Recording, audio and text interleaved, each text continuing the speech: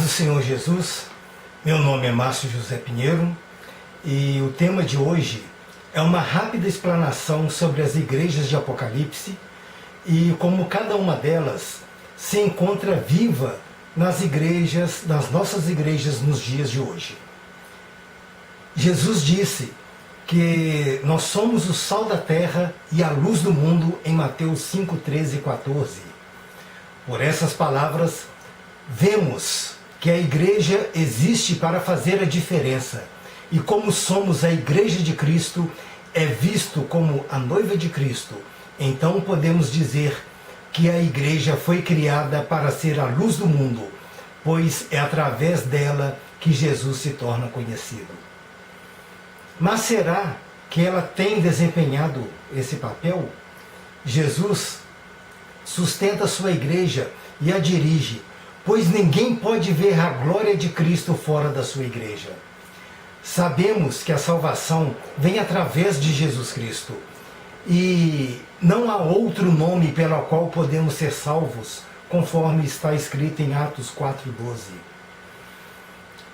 Quando falamos em nome de Deus, muitos param para ouvir e ouvem o que você tem a dizer. Mas quando você quer falar no nome de Jesus, a situação muda. Pois falar em nome de Jesus requer um compromisso mais sério, requer atitude, arrependimento, mudança de situação. Hoje, muitas pessoas desejam a Cristo, mas não querem saber da igreja. Vemos no livro de Apocalipse uma mensagem direcionada às 7 igrejas, onde 2 delas, ou seja, a igreja de Esmirna e Filadélfia, elas recebem elogios. As igrejas de Éfeso, Pérgamo, Tiatira e Sardes, elas recebem elogios e críticas. E apenas a igreja de Laodiceia recebe críticas. Isso por si só nos ensina que nem sempre a igreja é aquilo que aparenta ser. Por esse motivo é que em Oséias 4:6 está escrito: o meu povo está sendo destruído porque lhe falta conhecimento. O amor que devemos dar a Deus se esfria à medida que deixamos de conhecer a palavra e de desejarmos de nos aperfeiçoar para sermos imitadores de Cristo. Vejamos o que essas igrejas podem nos ensinar. A igreja de Éfeso era ortodoxa, mas havia perdido o seu primeiro amor a Cristo. Pois dentro dela, apesar de haver fidelidade na doutrina, faltava amor na prática do cristianismo. Para muitos cristãos, a perda do primeiro amor acaba sendo uma coisa natural, pois perdem o impacto da presença de Jesus em suas vidas. Eles passam a ver como aquele que um dia virá para julgar, que se encontra sentado à direita de Deus Pai, que Ele é Deus e Salvador. Eles creem na sua transcendência, mas deixam de vivenciar a sua imanência. Outro fato que nos leva a abandonar o nosso primeiro amor é quando passamos a dedicar mais tempo de examinar os outros ou tomar conta da vida dos outros, ao invés de fazermos um autoexame. Éfeso era a cidade mais rica daqueles tempos. Devido ser uma cidade portuária, as culturas se misturavam e ali era o centro do culto a Diana. Isso está em Atos capítulo 19, versículo 35, cujo templo fazia parte das 7 maravilhas do mundo antigo. A igreja de Éfeso foi chamada a arrepender-se e a voltar ao primeiro amor, às práticas das primeiras obras. Caso não desse crédito às palavras de Cristo, ele diz que logo voltará e daria fim àquela igreja caso ela não se arrependesse. Mas nem tudo era ruim em Éfeso. Essa igreja possuía qualidades tais como ser fiel à doutrina apostólica e, consequentemente, isso fazia estar envolvida com a obra de Deus e na divulgação do Evangelho de Cristo. Já a igreja de Esmirna, devido ao fato de muitos de seus membros serem escravos, era uma igreja pobre em uma cidade que era considerada rica. Era uma igreja que era caluniada e passava por sofrimento e perseguição, morte, por causa dos adoradores de outros deuses. E por esse motivo, ela recebe elogios de Cristo e é exortada a continuar fiel, tendo em vista que Esmirna era considerada a cidade mais fiel ao Império Romano. Não era apenas o Império Romano que perseguiu os cristãos em Esmirna. Os judeus também tinham uma grande participação incentivando os romanos de prenderem os seus seguidores sob acusação de canibalismo, separadores de família, de não aceitarem se dobrar a César como Senhor, e ateus por não se curvarem diante dos vários deuses do panteão romano.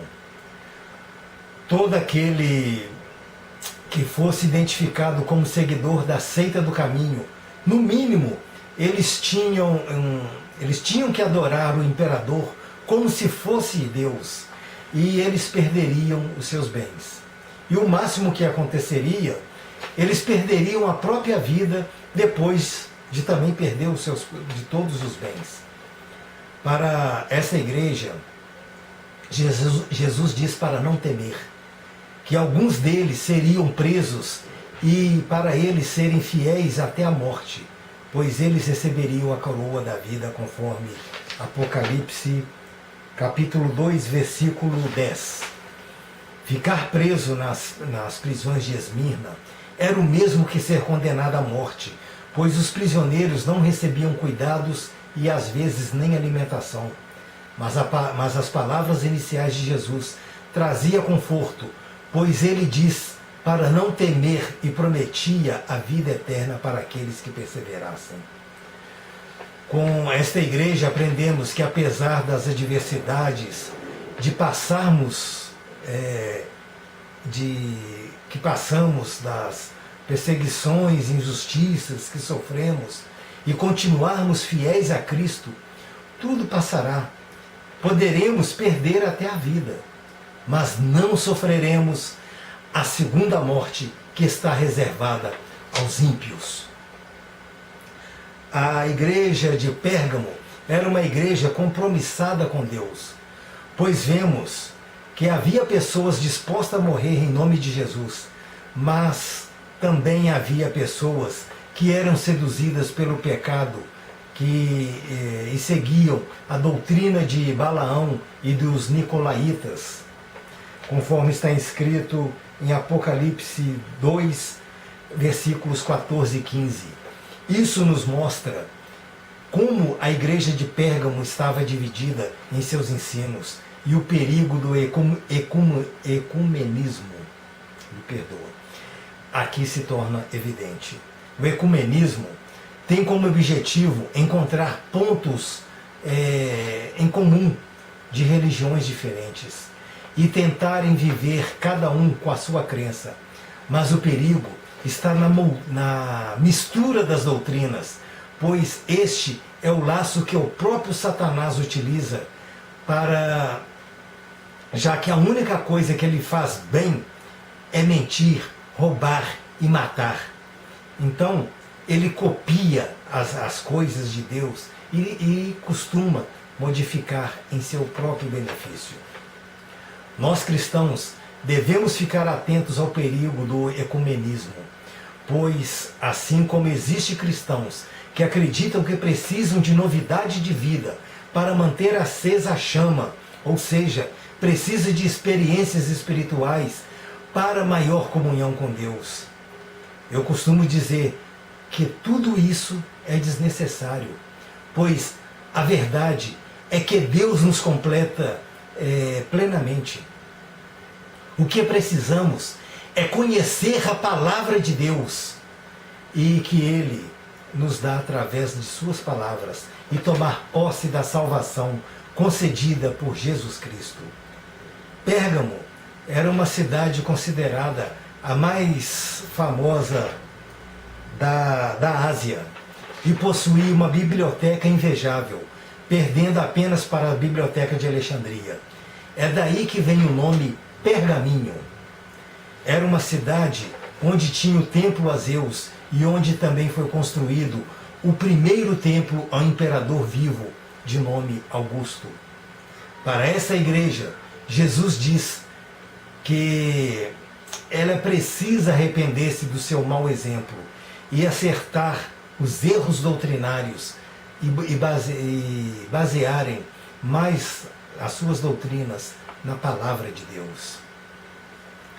Com essa igreja aprendemos que o pecado enfraquece o cristão em perseverar no caminho do reino dos céus. Mas ele não enfraquece apenas o cristão em si, mas a igreja a qual ele pertence. A igreja, quando se torna ecumênica, ela acaba se misturando ao mundo e adota algum estilo de vida do mundo. E é isso que a faz perder a sua influência e poder para atingir as pessoas, levando-as a Cristo. A igreja de Tiatira, apesar de ser uma igreja que trabalhava muito, havia tolerância da parte de alguns membros que toleravam os ensinos enganosos de Jezabel, uma mulher que se dizia profetisa, pois ela ensinava que eles poderiam se prostituir e comer de comida oferecida a sacrifícios. De nada adianta uma igreja trabalhar muito e não zelar pela doutrina. Também não adianta zelar pela doutrina e não ter obras que produzem frutos. Tiatira era uma cidade sem grande importância religiosa ou política. A importância dessa cidade estava no comércio, pois ela trabalhava a lã, o couro, o linho, o bronze, e uma das suas famosas representantes é Lídia, que está descrito em Atos capítulo 16. Em Apocalipse 2, versículos de 20 a 24, encontramos nessa igreja 3 tipos de gente congregando: os fiéis à palavra de Deus, os que toleravam o pecado e aqueles que viviam no pecado. Para essa igreja, Jesus exorta que se arrependam ou o seu juízo será forte, conforme está escrito em Apocalipse 2, versículos de 22 a 25. A igreja de Sardes tinha a reputação de ser uma igreja viva, mas encontrava-se morta. Para essa igreja, Jesus, ele exorta eles a serem vigilantes, ou seu juízo virá quando menos ele esperar. O contexto dessa advertência de Jesus de ser vigilante, que ele viria como um ladrão à noite, é justificável, porque há uma história por trás disso tudo. A cidade de Sardes era situada no alto de um monte de uma colina e era considerada inexpugnável, invulnerável. E conta-se que essa cidade ela foi sitiada enquanto os soldados delas dormiam. O exército do rei Ciro da Pérsia entrou por um buraco na muralha, que era o único lugar vulnerável da cidade, e ele a conquistou. Então, quando Jesus disse aos seus membros, aos membros dessa igreja, para serem vigilantes e que ele viria como um ladrão à noite, quando menos se esperasse, eu acredito que todos eles entenderam o recado. E quando João escreveu a carta à igreja de Sardes, ela era uma igreja que não sofria perseguições, porque a igreja se tornou como os habitantes daquela cidade. Eles se entregaram à luxúria, ao prazer. Não tinha vitalidade espiritual. Era uma igreja que morreu porque estava vivendo de seus pecados. Por isso é que Jesus diz em Apocalipse 3:2 que não achou obras justas diante de Deus. Aprendemos com essa igreja que os cristãos morrem espiritualmente para Deus, porque eles fazem amizade com o mundo. A igreja de Filadélfia era uma igreja de pouca força aos olhos dos homens, mas poderosa aos olhos de Deus. Era uma igreja fiel a Jesus Cristo, apesar de ser uma cidade conhecida como Pequena Atenas, devido aos diversos templos dedicados a vários deuses. E por esse motivo, Jesus diz a ela para guardar o que tinha e para que ninguém pudesse lhe tomar a coroa. A igreja de Filadélfia era uma igreja pequena, mas tinha grande força e fidelidade a Cristo. Essa igreja não tinha fama e nem cedia às pressões do mundo, mas tinha vida espiritual que hoje muitas igrejas sentiriam inveja. Atualmente vemos igrejas que pregam um outro evangelho, um evangelho de conveniência, que é centrado mais nas necessidades dos homens do que as verdades de Deus, apesar de estar recheada de citações bíblicas. Uma igreja verdadeiramente cristã deve proclamar a palavra de Deus e anunciar e reapresentar a Jesus Cristo a quem desejar ouvir, e mostrar que a sua volta não tarda, e aquele que perseverar será feito coluna no templo de Deus e receberá um novo nome de Jesus. É interessante como Jesus ele contextualiza a sua mensagem, pois a cidade de Filadélfia foi destruída por volta dos anos 90 depois de Cristo e recebeu um novo nome. E tempos depois ela tornou a ser rebatizada, recebendo assim outro nome. A Igreja de Cristo terá o nome de Deus gravado e um novo nome de Jesus, e não mais o nome dado pelos homens. Bom, a igreja de Laodiceia era uma igreja sem fervor espiritual, morna. Era uma igreja considerada rica por causa da situação de alguns membros, mas pobre espiritualmente. É a igreja da qual Jesus não faz qualquer tipo de elogio. Ela foi considerada por Jesus uma igreja desgraçada, miserável, pobre e cega e nua, conforme Apocalipse 3:17. E para essa igreja, Jesus diz que repreende e castiga todos a quem ele ama. Jesus exorta eles a serem zelosos e arrependerem-se. Pelo contexto da carta a essa cidade, não se menciona qualquer tipo de perseguição vindo da parte dos romanos, judeus ou falsos mestres. O que faltava nessa igreja era o fogo do Espírito Santo.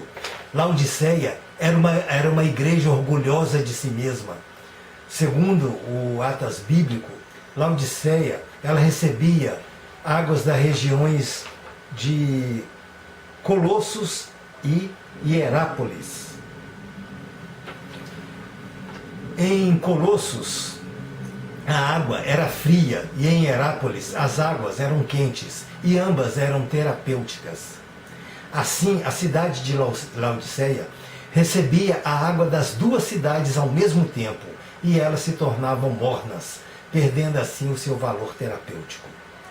Aprendemos com essa igreja que não devemos ser morno.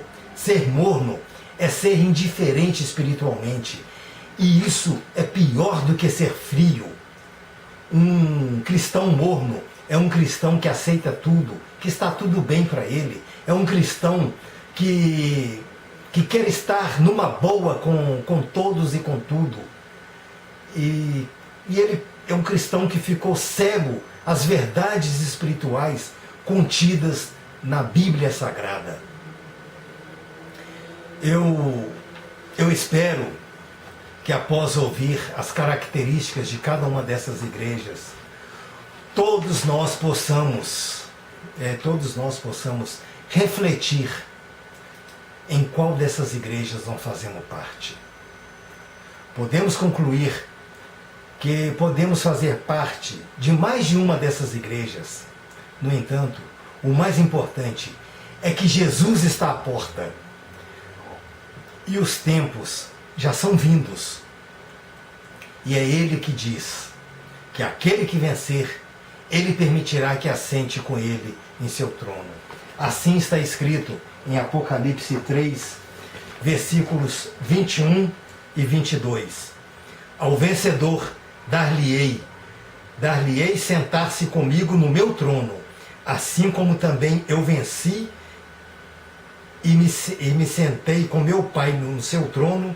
Quem tem ouvidos, ouça o que o Espírito diz às igrejas. Deus os abençoe, em nome de Jesus Cristo, e até o próximo vídeo, se Deus assim permitir.